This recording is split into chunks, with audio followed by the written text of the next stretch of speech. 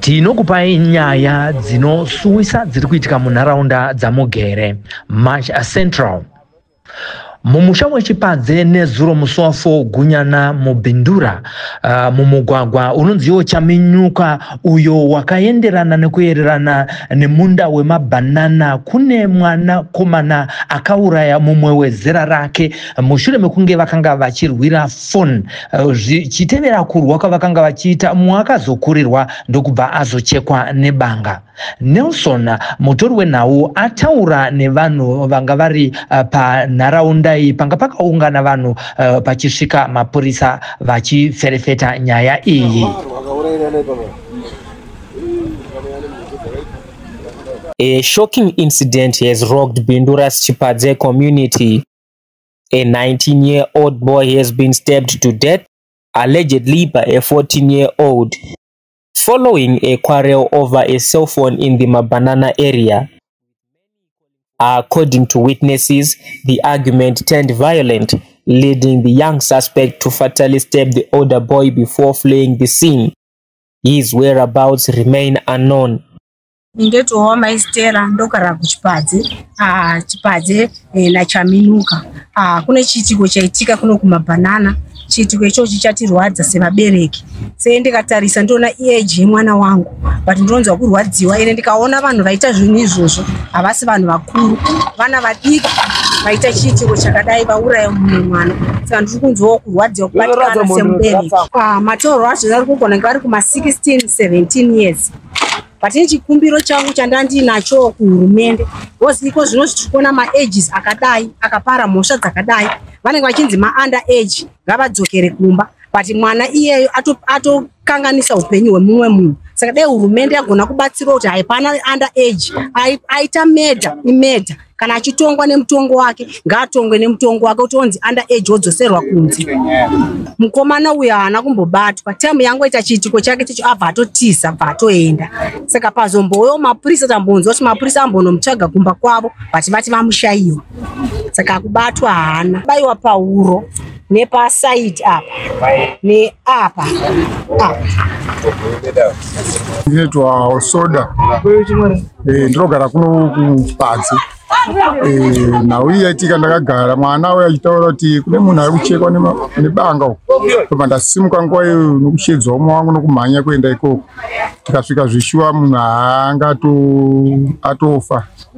Pasina rubatsiro ndakasvika ndikabvunza kuti ko auraenda kuti zvikanzi atiza akadai. Saka tamboedza kutarisa tamushaya anga atoenda. 16-17 years ndo muzera wake unofanira kunge. Ko uyo anova ariwo mupari wemhosva vari kunzi vanofanira kuita kuti vafanana makore sekunzwa kwangu kwanga uchitaura nevanhu. Chandibata nekuti panguva yacho ndasvika ndatotadza kuita kanenge kubatsira nyaya yekuti nhasi sina simba ndandakungodedera pane vanhu ndandisingakwanisa kana kutaura kana kubatsira kana munhu asingakwanisa ndandakunzwa kupera simba ndichiona ropa richimira chichi. Ndingosiyirawo nharaunda kuti please vanhu ngavasiyane nezvemadrugs because madrugs kandi anopa munhu chivindi. Saka nemakore munhu iyeyo anga asingafaniri kubaya munhu nebanga achiri mwana mudiki. Afunge kuti achaona nemukadzi waachazowana nekuda kuti neeji yacho kunzwa kuti akacheka munhu nebanga haana shoti anozowana. Saka ndiroyambira nharaunda kuti vave vanhu vanoita sei vanoonawo zvinoitika zvakaipa zvese vazive kuti zvakaipa izvi zvanaka. Asingazive kuti azobatwa here. Ndinoda kuti isusu panguva yake anga achinzi acheka munhu ndova tatosvika chitobvunza kuti aenda nekupinza aenda yakadai tanga tatomushaya watotisa. Ndoitwa Amai Sevia ndogara kuna Chipadze kuno kumabanana kuna Chaminuka Street.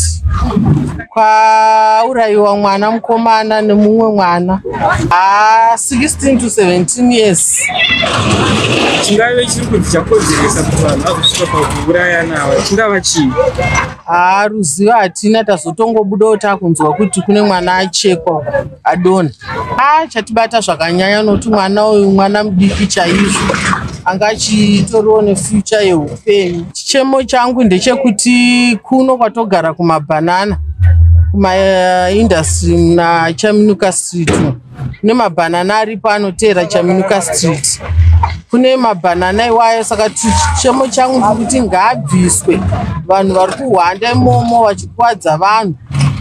Ndozvakonzeresa kuti mwana uyu arohwe kuseri kwemabhanana imomo nokuti nzvimbo yakawanda. Araundi kuma11 ndopatatozonzwawo kunzi kune mwana adonha achekwa. Iyi ndiyo nhaurwa yaitwa naNelson Sangano, mutori wenhau muBhindura. Nyaya iyi tichienderera mberi nekutsvaga tsakurudzo, zviri kunzi izvo mukomana apondwa uyo aurayiwa anga abva kumadziva achangowana basa munharaunda yeBhindura yekutengesa gasi.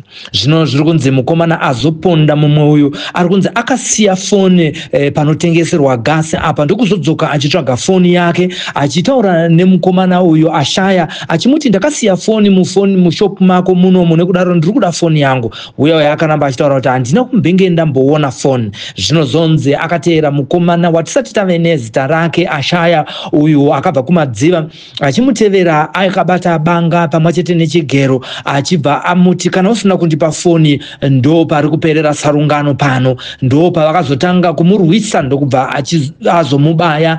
Apedza kumubaya akabva atiza sekunzwa maita muhurukuro yaitwa naNelson Sangano kune vanhu vanogara munharaunda yeBhindura muchipadze pedyo nekumabhanana ikoku.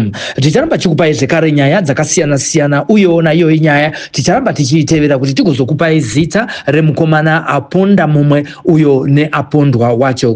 Tinoti kune avo vane mwanakomana wavo akanga azviwanira basa mukati menharaunda yeBhindura rekutengesa gasi, Mwari vakunyaradzei panguva yakadai.